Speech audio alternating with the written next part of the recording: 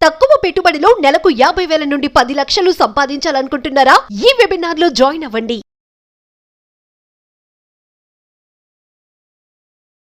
Hello Ram garu. Hi Naraju. Happy money visualisation 2.0. డబ్బు అనేటువంటిది పొందే అర్హతని మనం ఏ విధంగా సంపాదించుకోవాలని, అది ఎలా నిలబడుతుంది మన దగ్గర, అర్హత అనేది అంటే ఏ స్కిల్ త్రూ మనం డెవలప్ చేసుకోవాల్సిన అవసరం ఉంది. నారాజు, అందరికీ డబ్బు కానీ సంపద కానీ సమృద్ధి కానీ పొందాలన్న కోరిక ఉంటుంది, కానీ కోరికకు తగిన అర్హత ఉందా లేదా అని ఎవరు ఆలోచించరు. అసలు అర్హత అనేది ఎట్లా నిర్ణయిస్తాము? అర్హతను ఎట్లా సంపాదిస్తాము?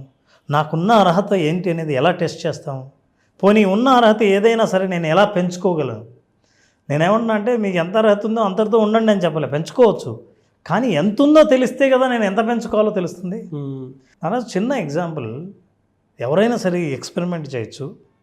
మీ ఇంట్లో ఎవరైనా పిల్లలు ఉంటే పిల్లలతో ఊరికే చెప్పండి, బయట పాల ప్యాకెట్ కాదు, మన ఇంట్లో పాలు లేవు, పాలు తీసుకురమ్మని చెప్పండి. చెప్తూనే వాళ్ళు ఏ సైజు గిన్నె తీసుకుంటారో చూడండి. మీరు ఏం చెప్పకుండా పాలు తీసుకురావడానికి వాళ్ళు ఏ సైజు గిన్నె తీసుకుంటారో దాని అర్థం ఏంటంటే మన పాలు ఎంత అవసరమో, మనం జనరల్గా ఎంత కొంటామో, మనకు ఎన్ని అవసరం అవుతాయో దానికి సంబంధించిన గిన్నె తీసుకుంటారు. యాక్చువల్లీ దాన్ని కంటైనర్ అంటాం. మనకు తెలియకుండా మన మనసులో ఆ కంటైనర్ ఉంటుంది. సమృద్ధికి లేదా సంపదకు మీరు ఏది సాధించాలనుకున్నా, సంపాదించాలనుకున్నా మనసులో ఒక కంటైనర్ ఉంటుంది. ఆ కంటైనర్కి ఒక సైజు ఉంటుంది. అదే మీ అర్హత. ఫర్ ఎగ్జాంపుల్, గంగా నదిలోకి వెళ్ళి గంగా నీళ్లు తీసుకురావాలని అనుకున్న వాళ్ళు ఒక్కొక్కది ఒక ఆలోచన ఉంటుంది. అంటే తన కెపాసిటీ నేను ఎన్ని తీసుకురాగలను. ఒక వ్యక్తి ఏమో 1 లీటర్ తీసుకెళ్తాడు, ఓ వ్యక్తికి దగ్గర ఉన్నది 2 లీటర్స్ని చూస్తాడు, 5 లీటర్స్ తెచ్చుకుంటే బాగుంటుంది అనుకుంటాడు. కాదు, నేను ఎట్లాగైనా తీసుకెళ్ళగలను అని నేను నమ్ముకున్న వ్యక్తి 7.5 లీటర్స్. నేను ఎందుకు చూపిస్తున్నానంటే ఇవన్నీ కంటైనర్స్. ఈ కంటైనర్స్ మన మనసులో ఉంటాయి. ఇది మన స్థాయి, ఇది మన అర్హత, మనం అనుకున్నవి ఇవి. ఈ కంటైనర్స్ని మనం ఒకసారి ఆలోచించాలి. ఇది ఎవరు? ఇది పాత్ర అంటారు. మనకు మనసులో ఉన్న నీ పాత్ర ఎంత ఉంది? ఈ పాత్ర అదరగొట్టేశారు Ram sir. Very sensible lesson. నేను ఇందాక పాలది చెప్పినప్పుడు, మీరు పిల్లల్ని పాలు తీసుకురాపు అని అన్నప్పుడు మీరు ఇంట్లో 2 లీటర్ల పాలు అవసరం. ఆ పిల్లడు చిన్న గ్లాస్ తీసుకెళ్ళాడు అనుకుందాం. మీ కోరిక ఏమో 2 లీటర్లు, మీ అర్హత ఏముంది? మీరు తీసుకెళ్ళిన గ్లాసే. నీ కోరిక ఎంత సంపాదించాలని అనుకుంటున్నావో కోరిక ఎంతదైనా ఉండొచ్చు, కానీ నీ పాత్ర లోపల ఎంతది అది మనం అర్థం చేసుకోవాలి. అర్థం చేసుకోవాలంటే యూ నీడ్ టు అండర్స్టాండ్, ప్రతి ఒక్కరికి వాళ్ళ లోపల ఉన్న సంపద పాత్ర, కొంతమందికి ఈ సైజు ఉండొచ్చు, కొంతమందికి ఈ సైజు ఉండొచ్చు, కొంతమందికి ఈ సైజు ఉండొచ్చు, ఇంకా కొంతమందికి సంపదను అద్భుతంగా సాధించాలనుకునే వాళ్ళు మనస్సులో మీకు ఇంత మొయ్యగలననే పాత్ర ఇంత ఉందా? ఇంత పాత్ర కూడా ఉండొచ్చు. లాకర్. ఇది కంటైనర్. అంటే సంపదను మోసే కంటైనర్ మీకు ఎంతవరకు ఉంది అని. So look at this Naraju, this is most important. We need to understand, are you comfortable with the container that you have? ఇప్పుడు మనం ఆలోచించాల్సింది ఏంటంటే, నాకు సంపద కావాలి, నాకు ఇంత బ్యాలెన్స్ ఉండాలి, నేను ఇంత సంపాదించాలనుకుంటున్నాను, ఈ స్థాయి రీచ్ అవుదాం అనుకుంటున్నాను, నేను ఫైనాన్షియల్లీ ఇండిపెండెంట్. వీటి అర్థం తెలియకుండా మీరు మాటల ద్వారా చెప్తారు, కానీ మీకు ఎంత అర్హత ఉందో తెలియకుండా అనుకోవడం వల్ల ఏ ప్రయోజనం లేదు.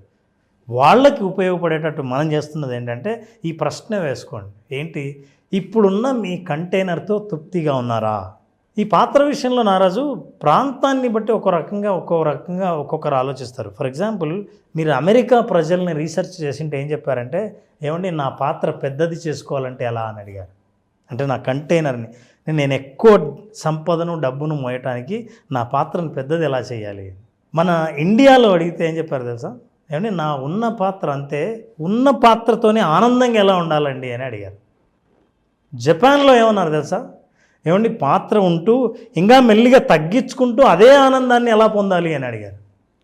హ్యాపీనెస్ అట్లే ఉండాలి, నా పాత్ర సైజు పెరగక్కర్లేదు. ఎందుకంటే పాత్ర పెద్దదయ్యే కొద్దీ నన్ను నింపాల్సిన బాధ్యత కూడా ఉంది కదా నాకు.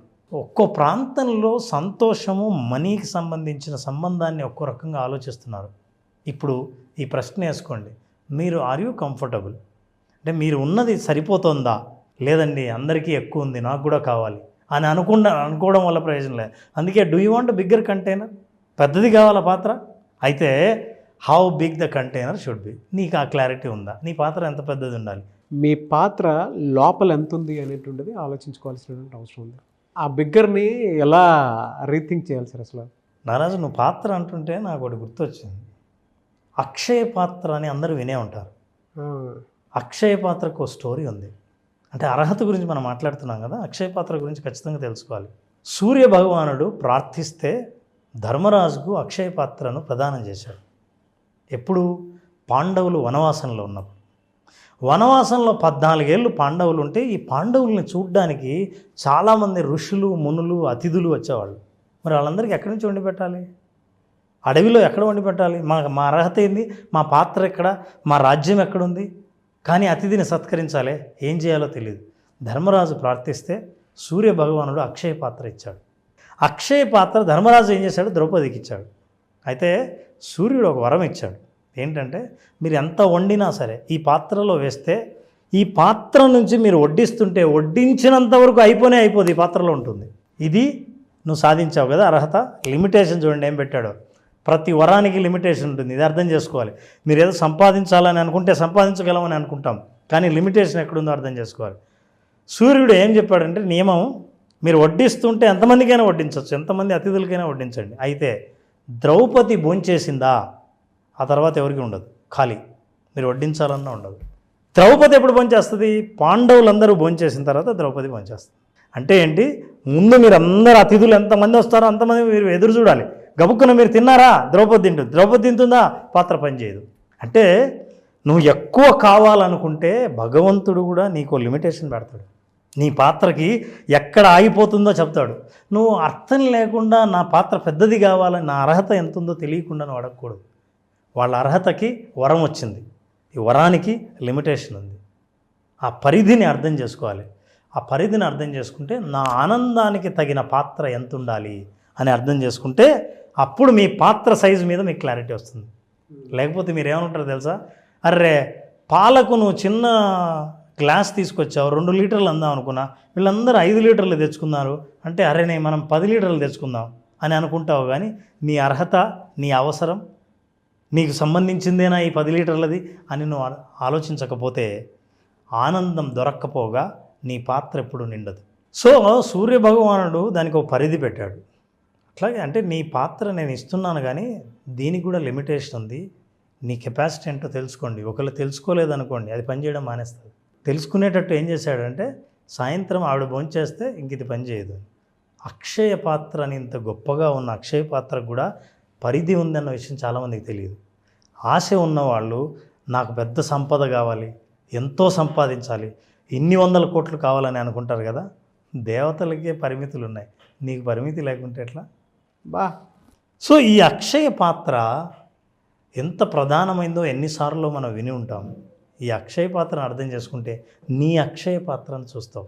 బా, చాలామందికి నిజమే పాత్ర ఇలా ఉండకపోవచ్చు. ఇప్పుడు గురించి ఆలోచించండి. మీ మనస్సులో మీ సంపదకు ఉన్న పాత్ర సైజ్ ఏంటి? కొన్ని పాత్రలు క్రాక్డ్ పాత్రలు ఉంటాయి. అంటే సంపద వస్తుంటుంది కానీ పోతూ ఉంటుంది. తీసేయండి సార్, చూడలేనిది. నిజమే, వాస్తవం. ఎందుకంటే మన అర్హత ఎంత ఉంది అనుకున్నామో, ఎవరికి ఈ క్రాక్డ్ పాత్ర ఉండేది ఎట్లా తెలుస్తుందో తెలుసా? నా ఆదాయం ఎక్కడి నుంచి వస్తుందో స్పష్టంగా ఉంది, కానీ నా ఖర్చు ఎలా అయిపోతుందో తెలియదు అనుకున్న వాళ్ళందరి పాత్ర క్రాక్ అయినట్లు, లీక్ అవుతున్నట్లు. అనే యావరేజ్ చూసుకుంటే 100లో 90% పర్సన్స్ది ఉండే కామన్ ఎమోషన్ ఇది. నాకు ఎక్కడి నుంచి వస్తుందో తెలుసు, ఎంత వస్తుందో తెలుసు, కానీ ఎలా వెళ్ళిపోతుందో. కానీ ఎట్లా అయిపోతుంది అసలు? ఏంది సార్, నెల జీతం వస్తుంది, ఎప్పుడైపోతుందో తెలియదు అన్న వాళ్ళు ఎంతమంది ఉన్నారు? అవన్నీ క్రాక్ అయిన పాత్రలు. సో లీక్ అవుతుంది. దాని నుంచి క్లారిటీ రావాలంటే హ్యాపీ మనీ అద్భుతమైన క్లారిటీ ఇస్తుంది. ఎలా ఇస్తుంది? First your container represents your capacity to receive abundance. నీకు ఆ కెపాసిటీ లేకుండా నింపు నింపు అని ఎప్పుడు మీకు ఈ నేచర్ మీకు కావాల్సిన దానికంటే ఎక్కువ ఇవ్వదు. నీకు అర్హత ఉంది, నీ పాత్ర చాలా పెద్దదంటే ఆ పాత్ర నింపడానికి వస్తుంది. So first you need to understand what is your capacity. మీ పాత్ర యొక్క కెపాసిటీ ఎంత ఉంది, మీరు మోసే కంటైనర్ ఎంత మోయగలదు, ఈ విషయం తెలుసుకోవాలి. తెలుసుకున్న తర్వాత యూ హ్యావ్ టు నో. పెద్దది చేయాలనుకుంటే, సార్ దాని అర్థం నా కంటైనర్ ఎంత ఉంటే అంతేనా? మీ కంటైనర్ పెద్దది చేయాలనుకుంటే ఎందుకు పెద్దది చేయాలి? ఈ రీజన్ కనుక ఇంటెన్షన్గా మీరు డెవలప్ చేయకపోతే ఒక బలమైన ఉద్దేశంగా కనుక మీరు డెవలప్ చేయకపోతే, నాకు ఒక కారణం ఉంది, ఎంత బలమైన కారణం ఉందంటే, ఇప్పుడు నేను చేస్తున్న సేవ సరిపోదు, కొన్ని వందల మందికి సేవ చేయాలి, చాలామంది పిల్లలు లాభపడాలి అనే అట్లాంటి గొప్ప ఉద్దేశం ఉన్నట్టుంటే మీ పాత్ర పెరగడం మొదలు పెడతారు. రీజన్ లేకుండా నాది పెరిగితే బాగుంటుంది, నాకు ఎక్కువ సంపాదిస్తే సంపద వస్తే చాలా బాగుంటుంది అని అనుకుంటే ఆ పాత్ర పెరగదు. సో ఇప్పుడు అందరూ ఆలోచించాల్సింది, నేను చెప్పాలనుకుంది ఏంటంటే, హ్యాపీ మనీ ద్వారా అర్హత, పాత్ర సైజు పెంచాలనుకుంటే మనకు కావాల్సిన అర్హత ఏంటి? ఈ అర్హత ఏంటంటే, మీకేమైనా ఉద్దేశం ఉందా మీ పాత్రను పెంచడానికి? ఆ అవసరము, ఉద్దేశాన్ని, ఇంటెన్షన్ని మీరు సెట్ చేశారా? అలా ఉంటే now let us practice gratitude and visualization to increase your container size. మీ కంటైనర్ సైజ్ పెంచాలంటే గ్రాటిట్యూడ్ ద్వారా, మనం చెప్పే విజువలైజేషన్ టెక్నిక్ ద్వారా మన కంటైనర్ను పెంచవచ్చు. అది అర్థం చేసుకోవాలంటే నా పాత్ర కూడా పెంచుకోవాల్సినటువంటి అవసరం, బాధ్యత నాకుంది. వండర్ఫుల్. ఇందులో లైఫ్ స్కిల్స్ చాలా ఉన్నాయండి. అంటే నిజంగా మా అబ్బాయికి కూడా నేర్పించుకోవాల్సినటువంటి పెద్ద పాఠం ఒకటి నాకు, నేను ఇంటికి వెళ్ళినప్పుడు అది ప్రాక్టీస్ చేశాను. అసలు మా అబ్బాయిని కూడా ఒకసారి టెస్ట్ చేద్దాం అనిపించింది నాకు. మీరు ఇందాక అన్నారు కదా, పాలు తీసుకొని రా అని చెప్పేసి ఒక అబ్బాయికి చెప్తే, మా మీద అతని పాత్ర ఎంతవరకు లోపల ఇమాజిన్ చేసుకుని ఉన్నారో అదొకటి తెలుసుకోవడానికి నాకు అవకాశం ఉంది. రెండు కరెక్ట్, నా అర్హతని ఎలా క్యాలిక్యులేట్ చేశాడు మావాడు అనేది తెలియకుండానే మనకి తెలుస్తుంది. మూడోది, ఇందులో నేను ఎంతవరకు ఇంకా వెళ్ళాల్సినటువంటి అవసరం, బాధ్యత ఉందనేటువంటి విషయం కూడా నాకు తెలుస్తుంది. నేను ఒక్కనే కాదు సార్, ప్రతి ఆడియన్ కనెక్ట్ అవ్వడానికి ఉండేటువంటి కామన్ ఎమోషన్ పిల్లలు మనల్ని డిసైడ్ చేసేస్తారు. అవును, వాళ్ళ ఆలోచన స్థాయితోటి. ఎందుకంటే మన అర్హతల దగ్గర నుంచి చూసేది వాళ్ళే. ఎస్ మనం ఎంతవరకు వెళ్తాము ఏంటి అనేటువంటి దాని మీద మెస్మరైజింగ్ కంటెంట్ అండి, నో డౌట్. నేను కూడా ఉంటానండి. Most welcome Nagaraju. Thank you sir, thank you sir. But పద్ధతిగానే వస్తాను, ఫీజు పే చేసి వస్తాను.